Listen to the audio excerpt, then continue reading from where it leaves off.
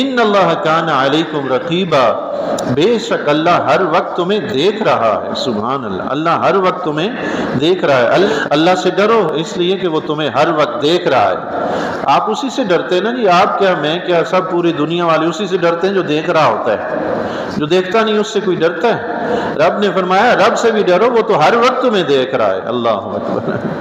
یہی وہ احساس ہے جو بندے کے اندر خوف، اللہ کا خوف پیدا کرتا ہے. اور اللہ کا خوف یہ ہے جو بندے کو سیدھے راستے پہ لگاتا ہے.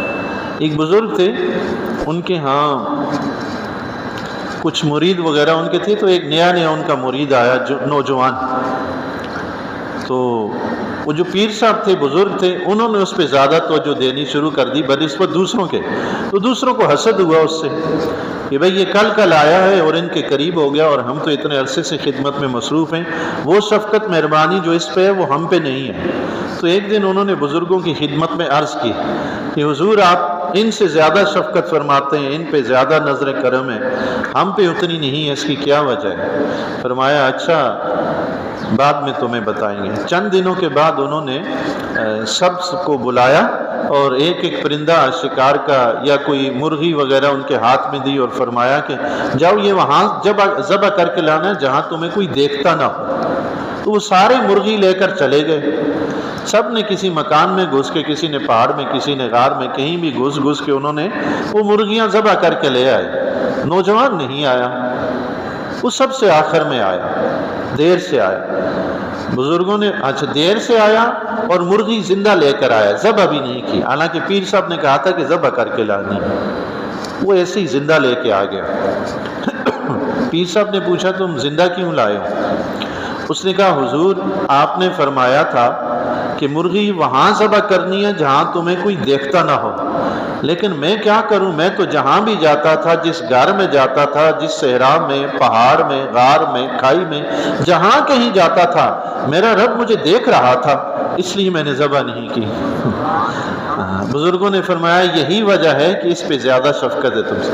تم دنیا سے ڈرتے ہو، یہ خدا سے ڈرتا ہے. تمہاری نظر یہ ہے کہ دنیا والے دیکھ رہے ہیں، اس کی نیت یہ ہے کہ میرا رب مجھے دیکھ رہا ہے. ہاں سبحان اللہ. اس کا تعلق رب سے کتنا مضبوط ہوگا. جس بندے کو یہ احساس ہو ہر وقت کہ میرا رب مجھے دیکھ رہا ہے، اس کے اعمال کی کیا کیفیت ہوگی جی. وہ کبھی بھی گناہوں میں نہیں، گناہ اسے بلائیں بھی تو وہ تب بھی قریب نہیں جائے گا. سبحان اللہ. بصرہ میں علامہ اسماعیل حقی رحمۃ اللہ علیہ ذکر فرماتے ہیں، غالباً امام غزالی رحمۃ اللہ علیہ نے بھی ذکر فرمایا. کہتے ہیں بصرہ میں ایک شخص تھا، اسے لوگ مسکی کے نام سے جانتے تھے. مسکی، خوشبودار، جس سے مشک کی خوشبو آتی ہے.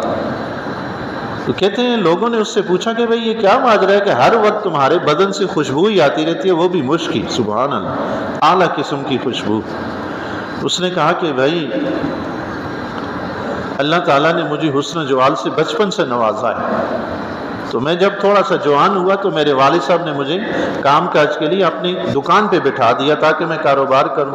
ہماری کپڑے کی دکان تھی تو میں کپڑے بیچتا تھا. ایک دن ایک خاتون آئی تو اس نے کہا کہ بھائی میرے ساتھ چلو، میری مالکہ جو ہے تمہیں بلا رہی ہے اور کچھ کپڑے لے کر جاؤ، وہ اگر اسے پسند آ گئے تو وہ تم سے خریدے گی اور ہو سکتا ہے کہ وہ تمہاری پکی گاہک بن جائے، آئندہ بھی وہ خریدتی رہے گی.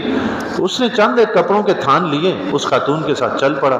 لیکن جب وہ گھر میں پہنچا نا، بنگلے میں، عالیشان محل میں، وہ خاتون نے دروازے وغیرہ بند کروا دیے تو اس نے بھانپ لیا کہ اس کی نیت بڑی بری ہے.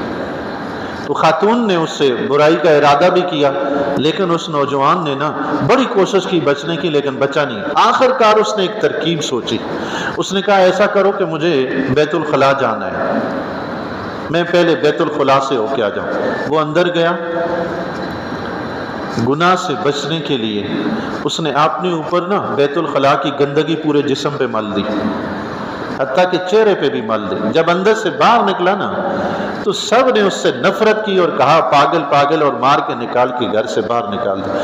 وہ گیا، جا کے اس نے نہا دھو کے غسل کر کے صاف ستھرا ہو گیا. سبحان اللہ.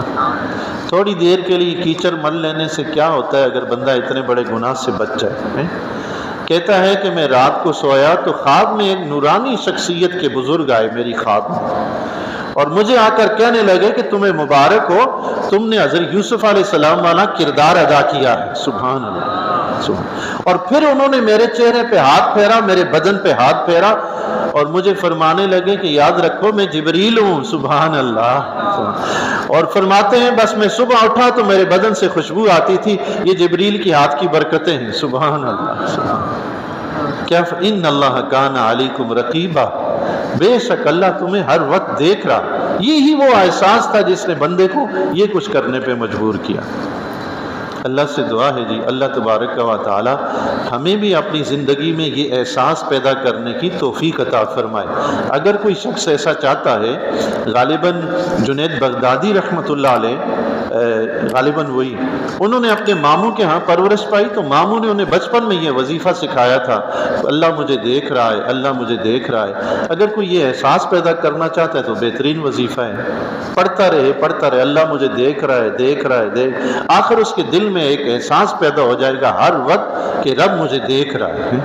اللہ سے دعا ہے جی اللہ تبارک و تعالی ہمیں یہ احساس پیدا کرنے کی توفیق عطا فرمائے.